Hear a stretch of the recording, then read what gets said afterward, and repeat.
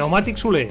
Reparació i venda de pneumàtics, equilibrats, alineats i mecànica ràpida, canvis d'oli i revisions. Ara també servei per a motocicletes, situats a la plaça Esport sense número de Sant Andreu de la Barca, al costat del poliesportiu 11 de setembre. Qualitat i servei per una conducció segura.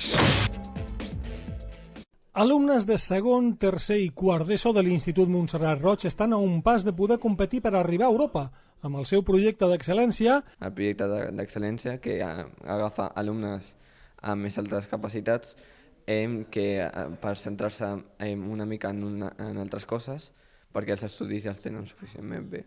Que han dut a terme una vintena d'alumnes del mateix institut dirigit per 2 professors. Aquest projecte, anomenat Cansat, consisteix en fer una llauna que pugi al voltant d'1 quilòmetre i agafi les dades com la temperatura, pressió o CO2.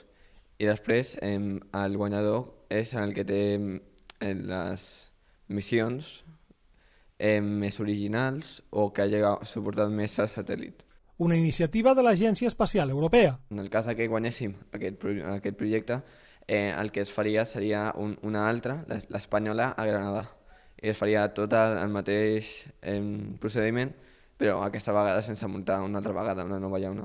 Dissabte passat es va dur a terme l'enlairament de la llauna a l'aeròdrom d'Òdena amb la presència del vicepresident de Catalunya, Jordi Puigneró. Penseu que aquest és un sector de futur, és un gran sector tecnològic del país, que cada dia ocupa més gent, que necessitem molts joves que s'incorporin en el mercat laboral en aquest àmbit.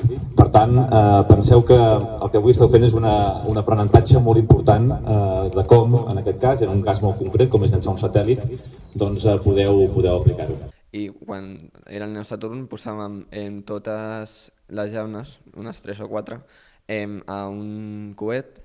El coet es posava bastant llum per no fer mal a altres persones i es llançava i quan arribava a una altura mínima desplegava les llaunes i feien la seva caiguda i agafaven tot. El projecte de l'IES Montserrat Roig ha estat escollit un dels 18 entre la 50ena d'escoles que es presentaven. Significa un gran avanç en l'escola perquè per ser la primera vegada no moltes escoles centren el primer intent de fer una llauna que pugi tant. Aquesta mateixa setmana serà quan se sabrà si es passa a la següent fase. Una següent fase que permetrà als alumnes de l'IES Montserrat Roig anar a Granada, preàmbul d'un possible viatge a Europa.